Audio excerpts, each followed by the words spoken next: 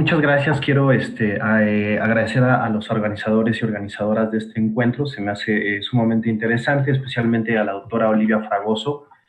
quien constantemente participa con nosotros en el seminario de análisis del discurso y semiótica de la cultura, al que pertenecemos como parte de la línea de investigación de la doctora Julieta Haidar, que pues de aquí nacen algunas reflexiones. Entonces, bueno, voy a iniciar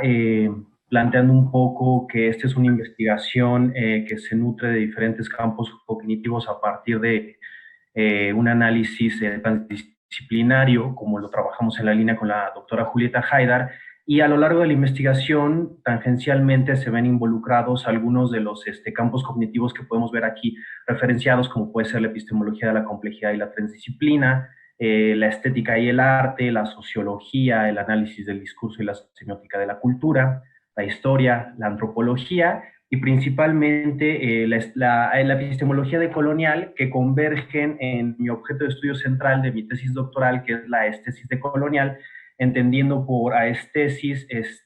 las formas de sensibilidad a partir de las cuales nosotros conocemos y construimos el mundo. Entonces, lo que yo voy a intentar hacer es un poco explorar a través del arte zapatista cómo hay una respuesta por parte de los grupos subalternizados por el poder, a partir de sus representaciones artísticas, a partir de otros patrones de dominación que los han invisibilizado de manera histórica y que ya se tocaron en algunas de las ponencias, como puede ser también el modelo semiótico desarrollado por la doctora Julieta Haidar, que expuso la doctora Olivia Fragoso, o los movimientos de resistencia que acaba de exponer mi compañero, el doctor Oscar Ochoa. Entonces, inicio con este epígrafe de 2006 que dice: entonces, si para ellos allá arriba nosotros vamos a ser mejores seres humanos si dejamos de ser lo que somos, o sea, el zapoteco tiene que dejar de ser zapoteco, el huichol dejar de ser huichol, el celtal, el chol tiene que dejar de ser eso. Y a veces no solo renegar de su ropa, de su cultura, de todo lo que le enseñaron, sino a veces renegar de su color. Y entonces, si se siente mal por ser moreno o por tener estatura o un físico que según los patrones que hay allá afuera, es decir, los patrones de belleza, que no es bello, aunque dentro de nuestros pueblos eso sea la belleza. Entonces, pues bueno, no es una casualidad que la cita que se muestra en el epígrafe fuera un discurso pronunciado un día 12 de octubre, en el que históricamente, desde la colonialidad del poder, se conmemora, entre comillas, el Día de la Raza, donde se sostiene que en 1492 Cristóbal Colón, otra vez entre comillas, descubrió América. Aunque Perdón, profesor, no se ve sí, la pantalla, no la estás compartiendo, perdón. un segundo, pantalla, compartir. Ahí. Sí, ahí va, ahí Oh, está, perfecto. gracias. Nada más si la pones en... Listo. Entonces, bueno, regreso un poquito. Estos son los campos cognitivos que utilizamos en la investigación transdisciplinaria. Y bueno, como decía, no es una casualidad que la cita que se muestra en el epígrafe, pronunciada por el Ejército Zapatista de Liberación Nacional, fue un discurso pronunciado un día 12 de octubre, en el que se conmemora el Día de la Raza, donde se sostiene que en 1492 Cristóbal Colón, entre comillas, descubrió América, aunque desde la contrahegemonía se ha resignificado nombrándolo ya desde hace varios años como el Día de las Resistencias Indígenas, para denunciar que en realidad ese día nos inició el genocidio de Abya Yala, a pesar de que este no se haya consumado por completo. Y bueno, aquí, por ejemplo, presento todas las fotografías que van a ver son tomadas a partir del trabajo de campo que realicé en el doctorado, que consta más o menos de 2016 a 2020. Y bueno, para quien no lo tenga ubicado, pues el Ejército Zapatista de Liberación Nacional es un movimiento, una guerrilla que se levanta en armas en el 94 por demandas como tierra, trabajo, techo, libertad, comunicación, justicia, paz, ubicada en el estado de Chiapas. Y bueno, entrando un poco en lo que es la epistemología de la decolonialidad, la configuración en la que ha logrado actuar la matriz colonial de poder, tanto en México como a nivel global, que ha intentado instaurar en este imaginario o en esta, digamos, semiótica que se produce a la ignorancia, la pobreza, por ejemplo, el atraso como las características intrínsecas que se le atribuyen a los pueblos indios y afrodescendientes, es decir, valencias negativas en oposición a la razón ilustrada, la riqueza y el, entre comillas, desarrollo. Lo que se omite desde este discurso colonialista es que en ese supuesto progreso, también entre comillas, es que se tiene como cimiento el despojo histórico a nivel mundial, donde hubo una acumulación originaria y por tanto es parte constitutiva de lo que desde la epistemología decolonial se llama el sistema mundo moderno colonial. Para el caso específico de cómo lo anterior se materializa en el arte, al ser una práctica de ruptura desde Bolívar Echeverría, en todos los casos este se encuentra en relación con la política, ya que como toda práctica tiene implícito el ejercicio del poder y por lo tanto se generan tensiones en la búsqueda de legitimidad de ciertos discursos, ¿no? También apelando a la categoría de sociedad del discurso de Foucault. El arte es entonces un terreno sinuoso y lleno de pugnas y lejos de ser terso o armónico per se. En ese sentido, este puede funcionar como ejercicio de dominación, pero también como ejercicio de liberación, dependiendo del lugar de enunciación y la intencionalidad de quien lo produce. Entonces aquí vemos cómo actúa la matriz colonial de poder como control de la economía, de la autoridad, de la naturaleza, el género y la sexualidad, la subjetividad y el conocimiento. Y vale aquí aclarar que colonialidad no es lo mismo que colonialismo, ya que el colonialismo puede haber sido digamos, un periodo instaurado en el siglo XV donde ciertas potencias mundiales desarrollaron a partir de un ejercicio militar, económico y de conquista la expansión de sus territorios, y por el contrario, la colonialidad son todos estos patrones de dominación que siguen vigentes a pesar de los procesos independentistas y que actualmente seguimos reproduciendo, como el racismo, como el sexismo y toda esta serie de jerarquías que vamos a ver más adelante. Entrando a cómo se manifiesta esto específicamente en el sistema de las artes zapatistas, a partir de la investigación que desarrollamos hemos podido identificar que las comunidades autónomas en la actualidad, principalmente a partir de 2016, pero mucho antes desde el periodo de clandestinidad, sobre todo en la fundación del Ejército de Liberación Nacional en 1983, se encuentran practicando lo que serían como este sistema de las artes zapatistas o esta semiosfera grande, ¿no? Macrosemiosfera de diferentes disciplinas que constituye lo que es la práctica artística zapatista, donde podemos encontrar la música, la poesía, la pintura, la escultura, el bordado, la danza, el teatro, el performance, el cine y la literatura. En ese sentido, categorizamos un poco, llevando a colación que el seminario trata de arte y estética, discutir un poco a manera de metalenguaje algunas de estas categorías para, por lo menos desde la mirada propia, ver cómo se entienden, ¿no? Entonces categorizamos el arte como un proceso de materialización y simbolización intra y transsubjetivo, es decir, que involucra procesos psicológicos a nivel del sujeto, establece relaciones de sentido con sus interlocutores y al mismo tiempo pertenece a un contexto sociohistórico, político, cultural que lo inserta dentro de una amplia red de relaciones en un espacio-tiempo determinados. Respecto al anterior, todo tipo de arte es una pulsión humana que busca transmitir información, ya que al ser una expresión del continuum epistemológico razón-emoción, también necesariamente es un acto comunicativo. Desde esta perspectiva, el arte se condensa como el grado más alto de polisemia del sentido, ya que este puede estar abierto a múltiples interpretaciones, sin embargo, ello no se trata de un posicionamiento relativista, ya que dichas interpretaciones se ven entrecruzadas por la posición que ocupan los sujetos dentro de la clasificación social, sea esta posición consciente o inconsciente. De tal manera que consideramos al arte como una manifestación de la dimensión emocional que transita desde la belleza hasta la fealdad, no como polos opuestos, sino complementarios, teniendo claro que dichos juicios de valor en torno a las producciones artísticas se conectan de manera relacional con las posiciones subjetivas que ocupan los sujetos dentro de la sociedad. En ese sentido, todo arte es un compromiso histórico y desde una perspectiva histórico-social se incluye también la capacidad de prefiguración del mismo, ya que este recupera elementos que reflejan el contexto en el cual fueron producidas las obras, y esta última característica también es la vinculación cuando decimos que el arte es un posicionamiento político. Y por ejemplo, aquí podemos ver algunos ejemplos de obras solo plásticas que emiten como ciertas valencias a partir de hechos específicos en la historia que ubican los zapatistas, como el periodo colonial, las fincas históricas y los procesos de guerra que ha habido.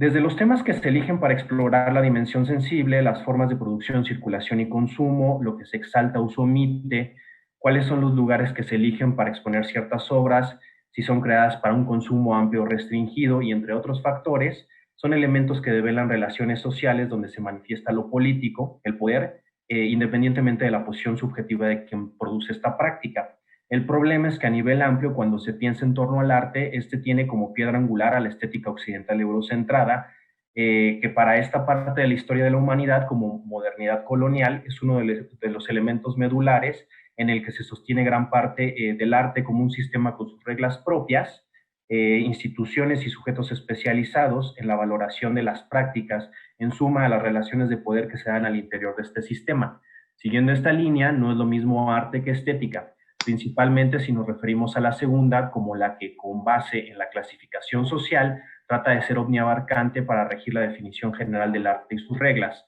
pero que con ello reproduce los patrones de dominación fundados en lo occidental eurocentrado, que vale decirlo, es solo una parte de la humanidad. Y aquí, por ejemplo, podemos explorar las pinturas de castas, ¿no? Que marcaban mucho esa estratificación social, y desde este imaginario occidental eurocentrado se ve como en la cima o en la parte de las jerarquías estéticas se exaltan los valores, y este imaginario, esta semiosis que se produce desde lo que podría ser considerado un hombre moderno, civilizado, blanco, ilustrado, patriarcal y racista, en oposición a lo que podría ser una mujer primitiva, bárbara, indígena, afrodescendiente, ignorante o racializada, y cómo se valoran sus prácticas, ¿no? Aquí, por ejemplo, hay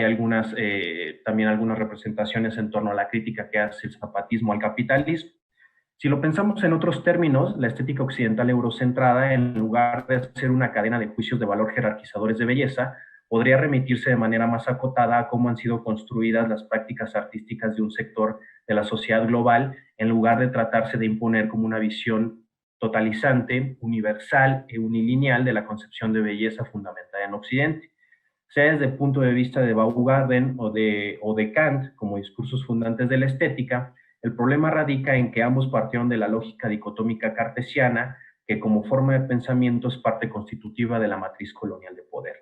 lo cual creó jerarquías civilizatorias a través de la raza, el sexo, la división internacional del trabajo y otros sistemas clasificatorios que producen jerarquías estéticas. Por lo anterior, consideramos los juicios de la estética occidental eurocentrada como funcionales para justificar la colonialidad, es decir, el control de la economía, la autoridad, la naturaleza, el género y la sexualidad y las prácticas colonizadoras de las que hablaba al principio. Si aceptamos dichas proposiciones, podemos ver cómo la estética occidental eurocentrada, más allá de referirse someramente a un problema relacionado con el arte, en realidad es síntoma de la sordera epistémica de la modernidad-colonialidad, que a partir de diferentes políticas que reproducen la dominación, se transforma en un sistema que promueve la exclusión e invisibilización de prácticas sensibles otras. Por lo tanto, también es fundante del norte global dentro de la distribución geopolítica de este sistema mundo moderno. Claro que no por ello se desvalorizan otro tipo de arte explícitamente vinculado a la política. Al contrario, la repolitización del arte es parte de este camino para liberar las aestesis. Por supuesto que el diagrama que presentamos anteriormente, es mucho más dinámico y habría categorías intermedias que no son absolutas, sin embargo nos es útil para entender cómo desde Occidente se construyó ello y que se conecta directamente con el plano ontológico del ser, pues estas categorías y jerarquías constituyen parte fundamental del proceso de invisibilización histórica hacia infinidad de poblaciones que existían en Abya Yala antes de la conquista. Por ello, por ejemplo, consideramos el arte que se produce desde las comunidades autónomas que expresan a profundidad una crítica a la colonia y sus procesos como la colonialidad, no solamente en los objetos discursivos recurrentes que tratan en sus temas, que buscan dignificar el pasado de sus poblaciones y reescribir digamos, esas historias, ya que todo arte y todo proceso de generación de sentido involucra, digamos, funciones retrospectivas, es decir, que toman elementos del pasado, perspectivas de acuerdo al presente y prospectivas, que es esta capacidad de prefiguración, digamos, de un poco del futuro, ¿no? Que se puede expresar desde el arte. En ese sentido, como un ejercicio, digamos, en lo que sería la articulación de categorías complejas transdisciplinarias, que es un poco lo que nos invita la doctora Haida en su línea de investigación, es tomar ciertas premisas fundamentales para categorizar qué es lo que entendemos por cada una de las categorías que utilizamos, ¿no? Entonces podemos ver cómo la estética occidental eurocentrada de alguna manera es una expresión, como ya dije, de la historia del arte, entre comillas, universal y unilineal, una visión restrictiva de la belleza fundamentada en Occidente, derivada de la clasificación social y demás características que podemos ir agregando. Y por otro lado, el arte, un poco retomando autores como Lotman, justamente, es el grado más alto de polisemia del sentido, es un acto comunicativo, es también una materialización de la dimensión simbólica de la condición humana, puede ser un ejercicio de poder, pero también de liberación y otras características que ya hemos mencionado. Y por último, la otra categoría transdisciplinaria que también construimos a partir de diferentes autores, que por tiempo no puedo abordar cada uno, pero serían formas de sensibilidad a partir de las cuales conocemos y construimos el mundo. Como vemos, es una visión pues muy diferente a la que se tiene desde la estética restrictiva, ¿no? También está diseñada para producirse y circularse en públicos amplios, es una manifestación del pluralismo epistémico y, bueno, su versión de las jerarquías estéticas que vimos anteriormente. En ese sentido, aunque la estética occidental eurocentrada haya tratado de ser omniabarcante, se observa que no lo ha logrado por ello, pero ello no quiere decir que toda expresión artística que no se posicione desde la estética decolonial pertenezca tampoco en automático a la estética occidental eurocentrada. Sin embargo, en el caso de esta investigación, el arte que más nos interesa es el que hace una crítica radical, en ese sentido, de raíz a las jerarquías civilizatorias a partir de la modernidad colonial, donde, por ejemplo, se privilegia la socialización, la creación colectiva y otras cosas que se dan dentro del proceso de creación de las comunidades artísticas. Y ya casi maestro, ya estamos casi sobre el tiempo, ¿eh? Sí, sí, ya para finalizar, es por ello que, aunque la estética occidental eurocentrada como la estética decolonial, en ambas está el ejercicio de poder presente, porque toda acción representacional lo conlleva. La diferencia es que el ejercicio de poder desde la estética decolonial no es vertical, y incluso prescinde de instituciones o sujetos legitimadores. Lo que se destaca en el caso del arte zapatista es que más allá de la disposición de las obras, que no es en espacios cerrados, los temas que se abordan en las obras son, por ejemplo, críticas a la colonia, a las haciendas, a las fincas históricas, y no suelen ser mostradas estas obras en zonas gentrificadas, por ejemplo, como podemos ver a los museos moderno-coloniales, ¿no? Sino que se presentan en territorio autónomo controlado por la guerrilla. Y para finalizar, bueno, la distribución de estos festivales que hace el zapatismo es un ejemplo de que, por ejemplo, no se exalta la figura del genio creativo, que reafirma la individualidad y se conecta solo con el ego y los cultos unipersonales. No existen escenarios principales o tratos exclusivos o diferencias particulares hacia algún artista. Parecería ser un ejercicio de la estética colonial de los indígenas rebeldes del sureste mexicano, que al saberse excluidos gracias al racismo y a las jerarquías estéticas para acceder a como productores y receptores de los museos y galerías moderno-coloniales, decidieron construir sus propios espacios para construir su arte. Y para finalizar, nada más digo que, bueno, no se pueden comparar los procesos del arte con la ontogenia o la filogénesis, como si tuviera estadios superiores desde la óptica de un desarrollo lineal, ya que esta es una visión que infantiliza las producciones de poblaciones periféricas e inferiorizan la otredad. Los discursos y prácticas seleccionadoras sobre el arte en el fondo esconden el ejercicio de la dominación sobre el plano experiencial, sensible y representacional de lo humano, y el control de lo simbólico tiene una relación directa con el control del ontológico. En ese sentido, si se cancelan las posibilidades de representarse, se cancelan las posibilidades de existir y por ende de trascender. Muchas gracias.